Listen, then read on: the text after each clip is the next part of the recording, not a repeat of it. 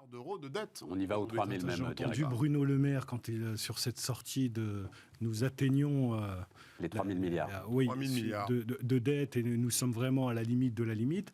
La même semaine, on annonce une reprise et une relance, une augmentation des aides sociales. Hein. Je ne dis pas qu'il n'en faut pas, mais... ouais, mais Aziz, alors non.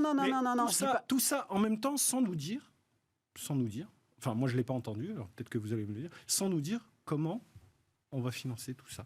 La croissance n'est pas là. Enfin, la dette, il y a 3 moyens de la payer. Hein. Soit tu fais de la croissance, soit tu augmentes les impôts, soit tu réduis ton mode de fonctionnement, tes dépenses publiques de fonctionnement. S'il y a une 4e voie, je veux bien l'écouter, mais j'en connais pas d'autres. Ouais, tu payes pas. La 4e voie, c'est tu payes pas.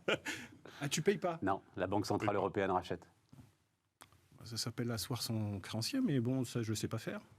Enfin, on est des chefs d'entreprise honnêtes. C'est la différence entre un État et une entreprise, Aziz.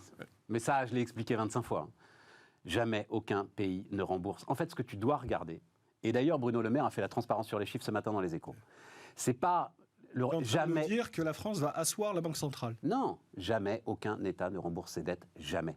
Depuis 1850, jamais aucun État n'a inscrit, même pas l'Allemagne, n'a inscrit dans son budget une ligne pour remboursement du principal. Ce que tu fais, c'est que tu assures le service de ta dette. Et là, les intérêts. Et là, avec la remontée assez légère encore des taux d'intérêt, Bruno Le Maire nous dit ce matin que c'est 17 milliards de plus, là, d'ores et déjà, au budget de l'État, avec la très légère remontée des taux d'intérêt et de l'inflation, puisque 10% de notre dette est indexée sur l'inflation.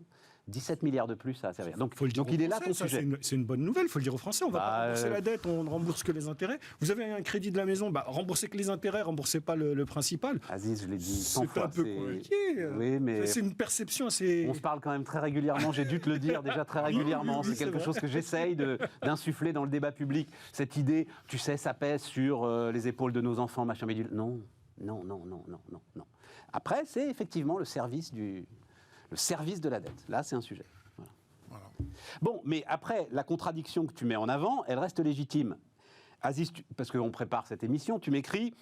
Je suis pour qu'on soutienne, mais je m'inquiète des finances publiques. Il faut que toi-même tu résolves cette contradiction. Comment tu fais ? Sur un compte d'exploitation, ma contradiction elle est vite résolue. C'est-à-dire que je me dis, il faut que je fasse de la croissance, il faut que je fasse de la productivité, il faut que j'aille chercher de nouveaux clients, il faut que je produise, il faut que j'aille faire de la marge. Donc pour moi, la réponse en tant qu'entrepreneur, elle est entre guillemets simple parce que c'est notre quotidien. Pour un État, pour l'instant, je ne vois pas la croissance où est-ce qu'elle est. Les grands projets d'investissement, une grande réforme des dépenses publiques, de réorganisation de l'État, je ne la vois pas. Donc, on me dit d'un côté, on va aider les plus faibles. J'y suis favorable, j'en ai bénéficié de ces aides. De l'autre côté, on me dit, il y a une dette colossale. Je l'entends, les taux augmentent, etc. Mais je n'ai pas de solution. Enfin, on ne me donne pas, ceux qui sont en charge de tout cela ne me donnent pas de vision, de cap pour un projet d'investissement qui va faire que la machine va redémarrer. C'est ça que je pointe du doigt.